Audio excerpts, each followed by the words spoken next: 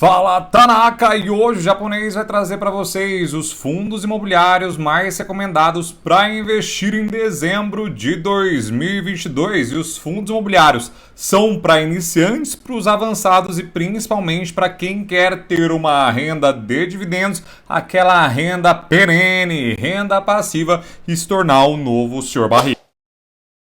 Brasil, a coisa não tá muito boa pro IFIX não, mas antes de a gente começar aqui, já queria perguntar para vocês se você aí do outro lado, Tanacão, tá investindo em fundo imobiliário e se tá investindo, qual que é o seu preferido para compartilhar aqui com a comunidade tanaquense, para todo mundo ficar ricão e boizão mais para frente. Como eu disse para vocês, a coisa de fato não tá fácil. O IFIX caiu mais de 4%, foi o segundo pior mês desde o começo da pandemia para esse índice que costuma não ser tão volátil. Porém, agora nessa última semana, que a gente pegou um pouquinho de novembro e um pouquinho de dezembro, ele já interrompeu essas 4 semanas consecutivas de queda que o IFIX vinha sofrendo. Então vamos trocar uma ideia para saber quais fundos imobiliários foram mais recomendados pelos analistas para investir agora em dezembro de 2022 na Bolsa de Valores. Então já se inscreve aqui no canal japonês, deixa um comentário gostosinho, toca aqui ó, flau, tacaracati, toda vez que esse japonês de voz esquisito soltar um vídeo, você seja notificado. Eu não sei se todo mundo sabe, mas o japonês tem um escritório de investimentos e lá a gente atende clientes acima de 40 mil reais, o japonês atende clientes acima de 10 milhões de reais.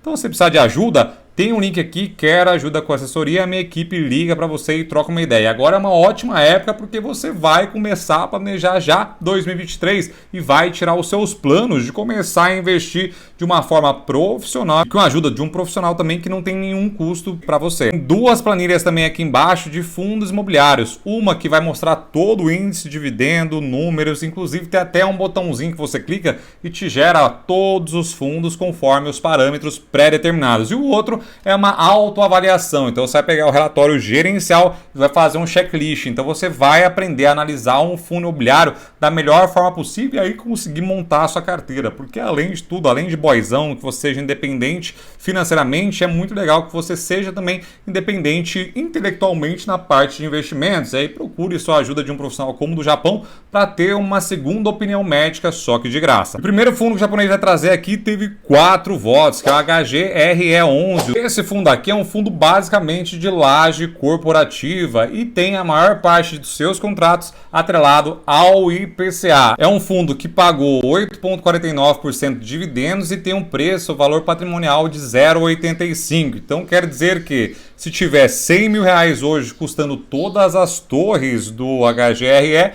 você pagaria 85 mil reais. Esse indicador o japonês particularmente gosta muito de utilizar quando é de fato ali de economia real, né? Esse fundo é um dos fundos que tem os prédios mais topzeiras, inclusive tem esse berrio do meu amigo Igor Guimarães, do advogado Paloma. E o próximo fundo é a HGCR11, que é o fundo imobiliário de recebíveis imobiliários do Credit Suisse. É um fundo imobiliário que pagou nos últimos meses 13,34% de dividendos e o preço-valor patrimonial está em 1,01. Esse é um fundo muito interessante porque ele tem uma diversificação no seu benchmark, então tem boa parte atrelado ao IPCA, a maior parte do fundo, e também tem boa parte no CDI, o que ajuda a dar esse balanço em momentos que o IPCA vai indo mal, como a gente teve agora. Os CRIs atrelados ao CDI conseguem ajudar bastante. Nessa imagem você vê as maiores posições do CRI, então a gente tem Globo, Ford, JSL, Novo Hotel e Iguatemi, entre vários outros CRIs que esse fundo possui. O próximo fundo é o BTG-LG, o BTG Logística. Esse fundo pagou 8,91 de dividendos nos últimos 12 meses, tem um preço-valor patrimonial de 1. Então é um valor justo. Se tivesse, por exemplo, todos esses fundos por 100 mil reais, você pagaria 100 mil reais nesse fundo. BTG-LG11 tem a BR Foods lá em Fortaleza, tem da Ambev, também tem da Natura Imóveis e alguns outros centros logísticos também. Próximo fundo é o Bresco Logística, que é o BRCO11. Esse fundo sempre está aparecendo aqui em primeiro ou em segundo já há bastante tempo. Então é um fundo de logística, pagou nos últimos últimos 12 meses 7,96% de dividendos e tem um preço-valor patrimonial de 0,85. O Bresco hoje tem 11 propriedades e 0 de vacância, o que é muito legal pro investidor que investe, é sócio do BRCO1. E ele também tem alguns inquilinos muito fortes. Tem a Natura, o Grupo Pão de Açúcar, então tem bastante coisa muito interessante nesses contratos da Bresco Logística. E também, como a maioria dos fundos de economia real tem IPCA e IGPM como seus indicadores, então a maior parte também é IPCA e um pouquinho em IGPM. Ele que está em primeiro lugar, que é o RBRF11, cacófono, porém é o melhor fundo hoje na opinião de todos os analistas, ou pelo menos está mais contado e apresenta ali um potencial de retorno.